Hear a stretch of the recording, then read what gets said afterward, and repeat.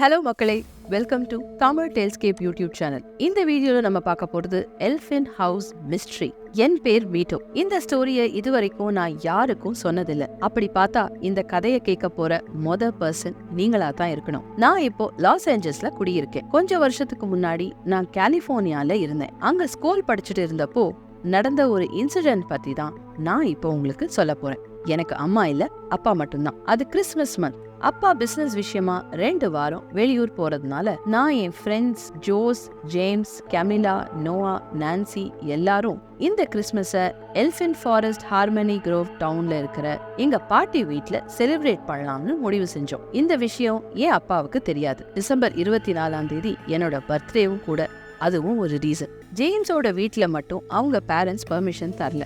அதனால ஜேம்ஸால வர முடியல. ஜோஸோட ஃபேமிலி பேக்கரி ரன் பண்றதுனால அவங்க ஃபெஸ்டிவல் டைம் சேல்ஸ்ல தான் கான்சென்ட்ரேட் பண்ணுவாங்க. சோ ஜோஷ் வரதுல பிரச்சனை இல்ல. கேமிலா அண்ட் நோவா வீட்லயும் அலோவ் பண்ணிட்டாங்க. கேமிலா அம்மா ஒரு சிங்கிள் மதர். அவங்க அம்மா ஒரு பப் ரன் பண்ணிட்டு இருந்தாங்க. நோவா கேமிலாவோட கசின். நான்சி வீட்லயும் ப்ராப்ளம் இல்ல. நாங்க எல்லாருமே high school students, best friends. என் பாட்டியோட வீட்ல தான் கிறிஸ்துமஸ் செலிப்ரேட் பண்ணுங்கிறத நாங்க எல்லாரும் போன வருஷமே முடிவு பண்ணிட்டோம். அது ஒரு ஓல்ட் விண்டேஜ் பங்களா. எல்ஃபின் ஃபாரஸ்ட் பக்கத்துல இருக்கிறதுனால லோக்கல்ஸ் எல்லாரும் இந்த வீட்டை எல்ஃபின் ஹவுஸ்னு தான் கூப்பிடுவாங்க. சிட்டியை விட்டு கொஞ்சம் தள்ளி தனியா தான் இந்த பங்களா இருக்கு. இப்படி ஒரு வீட்ல ராயலான ஒரு கிறிஸ்துமஸ் பார்ட்டி செலிப்ரேட் பண்ணணுங்கிறது தான் எங்க ஆசை. 2 நாள் முன்னாடியே எல்லாரும் எல்ஃபின் ஹவுஸ் போகிறதா டிசைட் பண்ணிட்டோம். ஏன்னா நிறைய டெக்கரேஷன் ஒர்க் பண்ண வேண்டி இருந்துச்சு. பாட்டி நான் குழந்தையா இருக்கும் போதே இறந்துட்டதா அப்பா சொன்னாரு. நானும் இது வரைக்கும் எல்ஃபின் ஹவுஸுக்கு உள்ள போனதில்ல. ஆனா அப்பா இந்த வீட்டை விக்கிற முடிவுல இருக்கிறதுனால 3 மாசத்துக்கு ஒரு முறை வீட்டை கிளீன் பண்ண ஒர்க்கர்ஸ் வருவாங்க. அதனால வீடு எப்பவும் கிளீனா தான் இருக்கும். அது மட்டும் இல்லாம அந்த வீட்ல ரீசெண்டா தான் ரெனோவேஷன் ஒர்க் கூட நடந்துச்சு.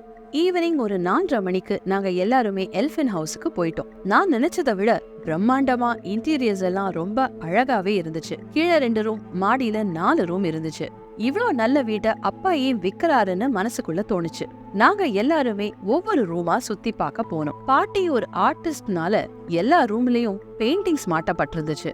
அதுல நிறைய பெயிண்டிங்ஸ் ஃபாரஸ்ட், விச்சஸ், டுவார்ஃப்ஸ்னு ரொம்பவே டிஸ்டர்பிங்கான பெயிண்டிங்ஸா இருந்துச்சு. சொல்ல போனா இப்போ இந்த வீட்ல இருக்கவே எனக்கு பயம் வந்துருச்சு. ஆனா என் ஃப்ரெண்ட்ஸ் எல்லாருமே அந்த பெயிண்டிங்ஸ கேஷுவலா தான் பார்த்துட்டு இருந்தாங்க. அப்போ திடீர்னு பக்கத்து ரூம்ல ஏதோ பென்சில் விழுந்த மாதிரி சத்தம் கேட்டுச்சு. நான் மட்டும் தனியா ரூமுக்கு போய் பார்த்தேன். அந்த ரூம்ல ரொம்பவே அழகான ஒரு பொண்ணோட போர்ட்ரேட் இருந்துச்சு. பக்கத்துல போய் பார்த்தேன். அந்த போட்டோக்கு கீழே ஒலிவியான்னு எழுதி இருந்துச்சு. அதையே பாட்டியோட பேர். இப்பதான் நான் முதல் முறையா அவங்க போட்டோவை பாக்குறேன். அப்போ இதுதான் பாட்டியோட ரூம். என் பாட்டி இவ்வளவு அழகான்னு நினைச்சிட்டு இருக்கும் போதே பக்கத்திலேயே ஒரு பெயிண்டிங் போர்டு இருந்தது. அதுல யாரோ ஒரு வயசான லேடியோட பாதி முகம் மட்டும் வரையப்பட்டிருந்தது. அப்போ அந்த பெயிண்டிங்ல இருந்து திடீர்னு பெயிண்ட் வழிய ஆரம்பிச்சது. எனக்கு ஒரு நிமிஷம் ஹார்ட்டே நின்னு போச்சு.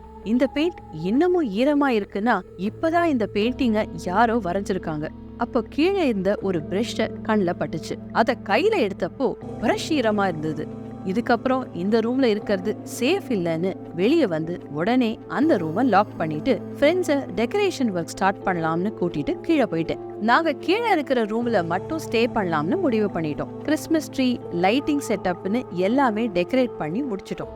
எல்லாரும் ரொம்பவே பசியா இருந்தோம். 3 நாள் இங்கேயே ஸ்டே பண்ண பிளான் பண்ணதால தேவையான ஃபுட் ஐட்டம்ஸ் எல்லாமே வாங்கிட்டு தான் வந்திருந்தோம். ஆனா ரொம்பவே பழைய காலத்து வீடுங்கிறதுனால கிச்சன்ல ஸ்டவ் இல்ல. அடுப்பை பத்த வைக்க விறகு தேவை. வெளியே ஸ்னோஃபால் அதிகமா இருந்தது. கொஞ்சம் கொஞ்சமா வீட்லயும் குளிர் அதிகமா ஆரம்பிச்சுது. ஃபயர் பிளேஸ்லயும் எங்களுக்கு விறகு தேவைப்பட்டது. விண்டர்ல விறகு கிடைக்கிறது சாத்தியமே இல்ல. ஆனா எப்படியாவது ஏதாவது பண்ணிதான் ஆகணும். ஜோஷ், நோவா 2 பேரும் ஸ்டோர் ரூம்ல வுட் இருக்குமான்னு பார்க்க மாடிக்கு போயிருந்தாங்க. அப்போதான் எனக்கு வீட்டுக்கு வெளியே இருக்கிற கராஜ்ல ஏதாவது கிடைக்கலாம்னு தோணுச்சு. நான்சி கமிலாவோட வெளியே போய் அந்த பழைய கராஜ்ல ஏதாவது கிடைக்குமான்னு தேடிட்டு இருந்தேன். அப்போ திடீர்னு நோவா கத்துற சத்தம் கேட்டு உள்ள ஓடி போனோம். நாங்க போறப்போ அவன் ஸ்டெப்ஸ்ல இருந்து விழுந்து கிடந்தான். ஒன்னும் பெரிய அடி இல்ல, ஸ்லிப் ஆகி விழுந்துட்டதா சொன்னான். பின்னாடி ஜோஸ் கையில 4 மேப்பிள் வுட் இருந்துச்சு. கூடவே ஒரு காஸ்டியூமையும் கொண்டு வந்து என்கிட்ட காட்டினான். அது பார்க்க ஹாலோவின் காஸ்டியூம் மாதிரி இருந்தது. அது விச் காஸ்டியூம்?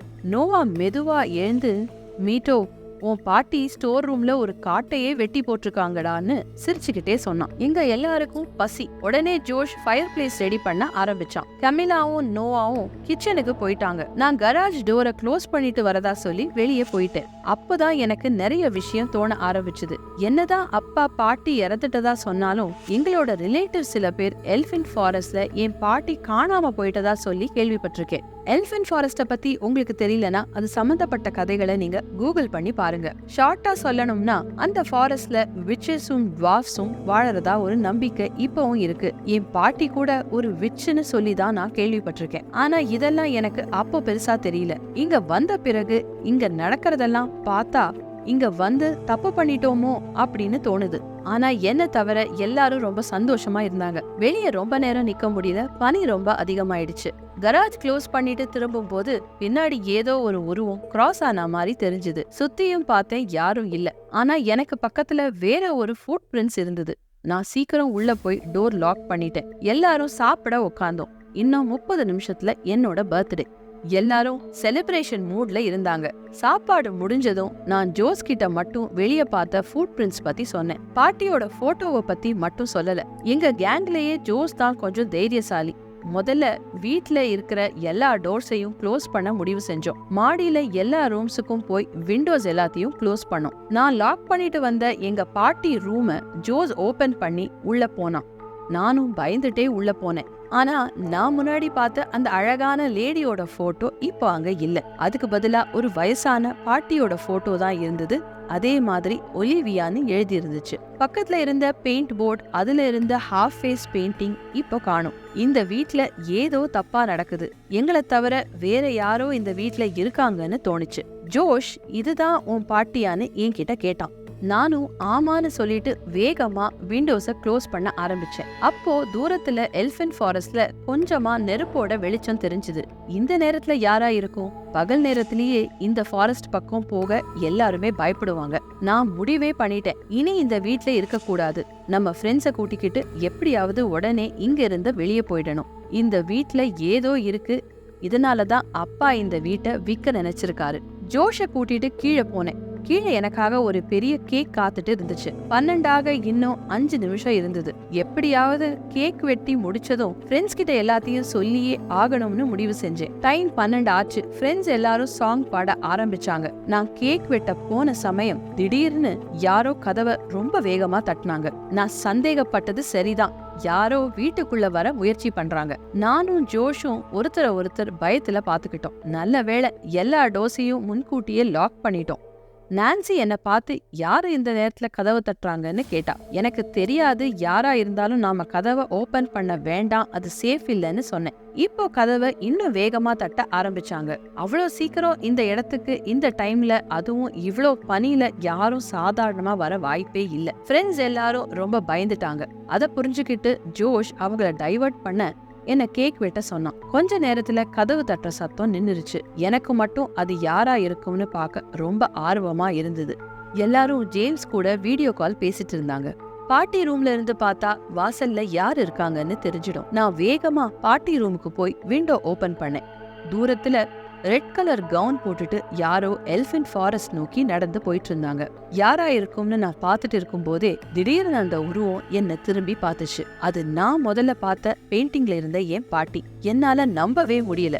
வேகமா விண்டோவை க்ளோஸ் பண்ணிட்டு நான் கீழே வந்துட்டேன். விடிய விடிய எனக்கு தூக்கமே வரல. காலையில நோவா கால் பயங்கரமா வீங்கி இருந்தது. கிறிஸ்துமஸ் செலிப்ரேஷன் பிளான் கேன்சல் பண்ணிட்டு எல்லாரும் கிளம்ப வேண்டியதா இருந்தது. எல்லாருமே சோகமா தான் போனாங்க. நான் மட்டும் நிம்மதியோட அந்த வீட்ல இருந்து வெளியே போனேன். யார் அந்த லேடி? ஒருவேளை அது என் பாட்டியா இருந்தா என் பர்த்டேக்கு விஷ் பண்ண வந்திருப்பாங்களோ?